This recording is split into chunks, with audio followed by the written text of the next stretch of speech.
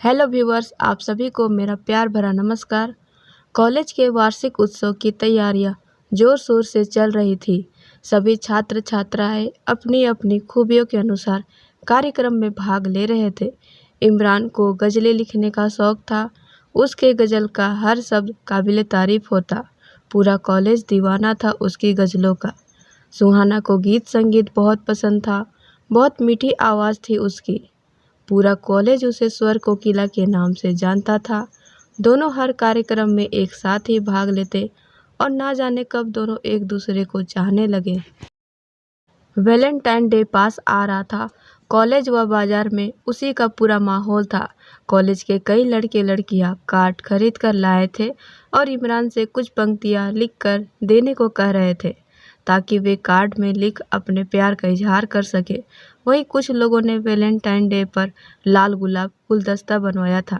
इमरान आज एक लाल गुलाब लेकर सुहाना के पास जा पहुंचा और बोला, मैं तुमसे प्यार करता हूं सुहाना।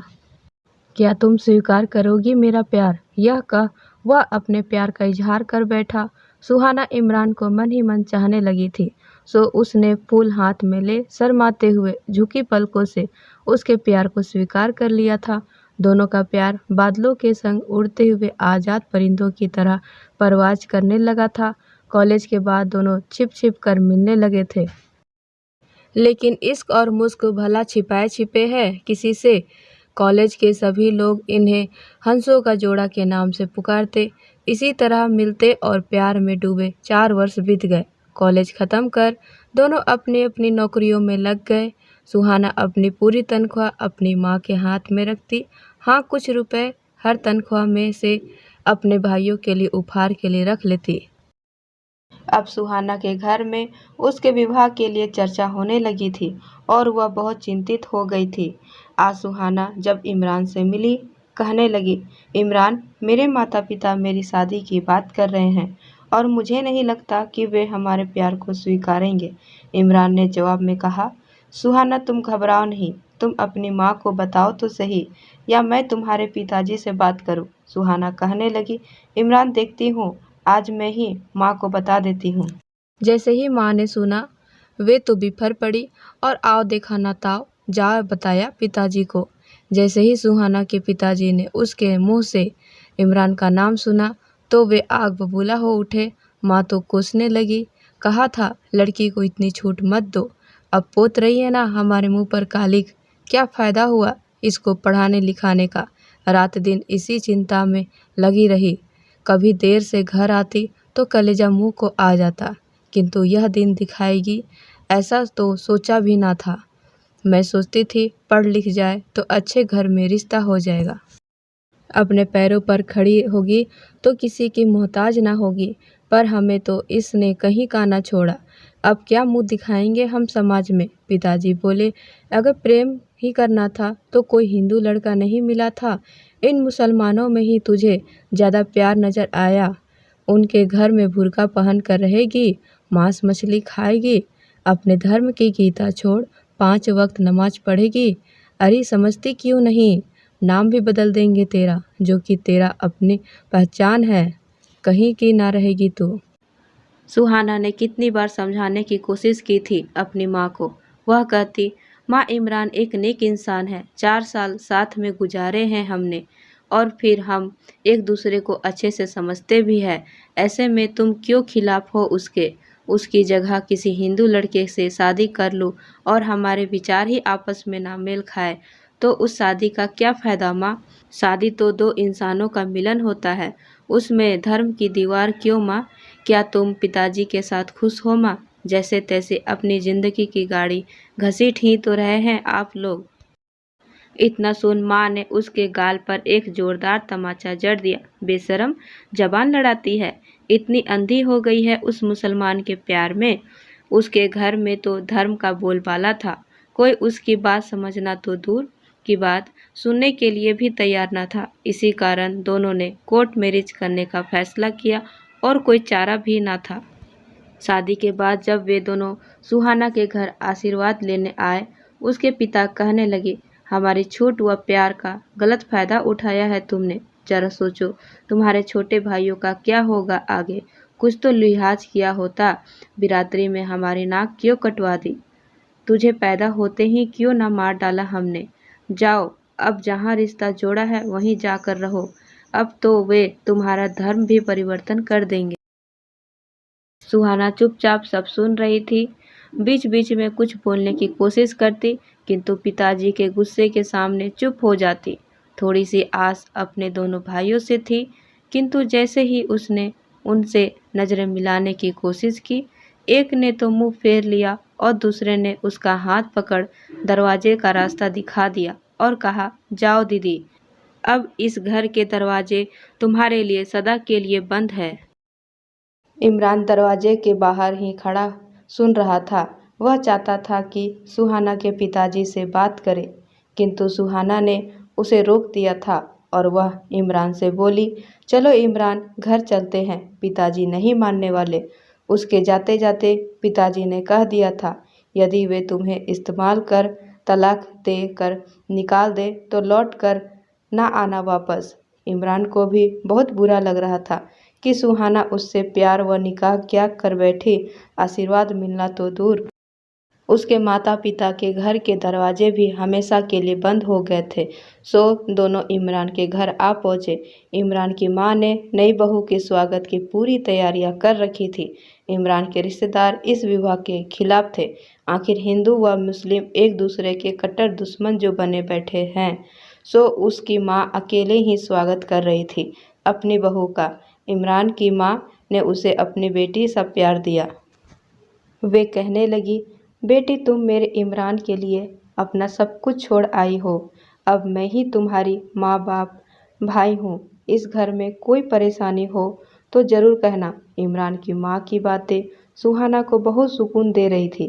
कहाँ तो एक तरफ उसके अपने घर वाले उसे कोस रहे थे, और जब उससे उसकी व सुहाना की बात उन्हें मालूम हुई, एक दिन भी वह चैन की नींद न सो पाई थी और ना ही एक भी निवाला सुकून से खाया था। ऐसा मालूम होता था जैसे बरसों से भूखी हो व थकी हो। 2 दिनों बाद दोनों हनीमून के लिए मसूरी घूमने को गए। वहाँ की वादियों में दोनों रम जाना चाहते थे, लेकिन वहाँ भी सुहाना को अपने माता पिता की बातें याद आती रहती। खैर 15 दिन पूरे हुए, हनीमून खत्म हुआ।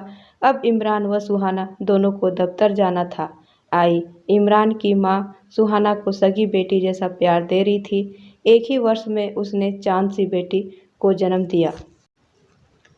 सुहाना को लगा शायद उसके माता पिता अपनी नातिन को देखकर खुश हो जाएंगे। सो एक दिन उसने अपनी माँ को फ़ोन मिलाया। पिताजी ने फ़ोन उठाया और उसकी आवाज़ सुन माँ को फ़ोन थमा दिया। माँ ने तो उसकी बात सुने बिना ही कह दिया, सुहाना, तुम हमारे लिए सदा के लिए मर चुकी हो। उनकी बात सुनकर सुहाना खूब रोई। उस दिन सुहाना ने मन ही मन अपने माता पिता से सदा के लिए रिश्ता तोड़ दिया था। सुहाना अपनी सास के साथ पूरी तरह हिल मिल गई थी। कभी कभी छुट्टी के दिन वह अपनी सास के बुटीक में भी जाकर उनका हाथ पटाती। सुहाना की सास ने किसी भी मस्जिद मजार में जाना बंद कर दिया और सुहाना मंदिरों में नहीं जाती। वे नया साल, अपने विवाह की वर्षगांठ, बच्चों के जन्मदिन जमकर मनाते। ईद के दिन रिश्तेदारों के यहाँ खाना खाते और दिवाली होली पर सबको घर पर खाने के लिए बुलाते। जो मुस्लिम रिश्तेदार पहले नाराज़ थे, धीरे धीरे घुल मिल गए। ऐसा चलते पूरे 7 वर्ष बीत गए। अब सास का शरीर भी जवाब देने लगा था, सो बुटीक कम ही संभालती थी, लेकिन सुहाना उनका पूरा सहारा बन गई थी बुटीक को चलाने में। बार बार सास कहती, अब शरीर तो साथ देता नहीं, लगता है बुटीक बंद ही करना पड़ेगा, और वे बहुत दुखी हो जाती। सुहाना उनके दुख को समझती थी। काम के चलते इमरान 1 वर्ष के लिए अमेरिका चले गए। तभी अचानक एक दिन सुहाना के भाई का फ़ोन आया। सुहाना बहुत खुश हो गई और कहने लगी, माँ कैसी है? उसके भाई ने उससे बहुत प्यार से बात की। सुहाना का मीठा रुख देख अगले दिन माँ का भी फ़ोन आया। सुहाना तो मानो चहक उठी और पूछने लगी, कैसी हो माँ तुम सब? पिताजी कैसे हैं? माँ कहने लगी, बेटी सुहाना, तुम्हारे पिता तो बूढ़े हो चले हैं। भाई पढ़ाई लिखाई में तो कुछ खास अच्छे नहीं निकले। सो तुम्हारे पिताजी ने उन्हें एक दुकान खुलवा दी। किंतु दोनों के दोनों एक फूटी कौड़ी घर में नहीं देते हैं, बल्कि कर्जा और हो गया। जिस बैंक से लोन लेकर कारोबार शुरू किया वह भी अब चुका नहीं पा रहे हैं। यदि तुम कुछ रुपए का इंतजाम कर सको। उसे ठीक तरह बात करते देख माँ ने भाइयों के लोन चुकाने के लिए सुहाना से रुपए मांग ही लिए। अब सुहाना सब समझ गई थी कि आज भी उन्होंने सुहाना से सिर्फ उनकी ज़रूरत पूरी करवाने के लिए ही फ़ोन किया था। एक वह दिन था जब वह इमरान से निकाह करना चाहती थी, तो उसके परिवार वालों ने उससे रिश्ता तोड़ लिया था। तब तो उन्हें बेटी से ज़्यादा धर्म प्यारा हुआ करता था, और आज जब पैसों की ज़रूरत आन पड़ी तो अब वह अपनी हो गई। वरना क्या, जैसे इमरान की माँ ने हिम्मत कर अकेली होकर भी गैर धर्म की लड़की को अपना लिया, क्या उसके अपने माँ बाप भाई साथ नहीं दे सकते थे उसका? और उसके निकम्मे भाइयों के लिए माँ उससे वापस रिश्ता जोड़ने के लिए राजी हो गई। फिर भी उसने अपनी माँ को मीठा जवाब दे दिया, हाँ माँ, देखती हूँ। और कुछ ही दिनों में जब उसकी अपनी सास बीमार हुई और ऑपरेशन करवाना पड़ा, तो सुहाना ने अपने बैंक अकाउंट से पैसे निकलवा कर अपनी सास का दिल का ऑपरेशन करवाया और उसकी सेवा में लग गई। उसके बाद उसने अपनी नौकरी छोड़ सास का बुटीक भी पूरी तरह से संभाल लिया। सास और बहू अब माँ बेटी बन गई। सुहाना मन ही मन सोचती रहती, ऐसा धर्म किस काम का जिसकी दीवार इतनी बड़ी होती है कि उसके सामने खून के रिश्ते भी बौने हो जाते हैं। और अपने धर्म को निभाने के लिए खून से जुड़े रिश्ते ने उसे छोड़ दिया था। उसने तो धर्म की यह दीवार ढा दी थी और वह गुनगुना रही थी, धर्म जाति ऊंच नीच की दीवारों को ढह जाने दो, इस प्यार को हो जाने दो, इस प्यार को हो जाने दो। अंत तक बने रहने के लिए आप सभी का धन्यवाद। अगर आपको मेरी ये कहानी अच्छी लगी हो तो प्लीज़ एक लाइक कर दें और चैनल को सब्सक्राइब कर दें। फिर से मिलेंगे एक अच्छी सी कहानी के साथ, तब तक के लिए बाय बाय।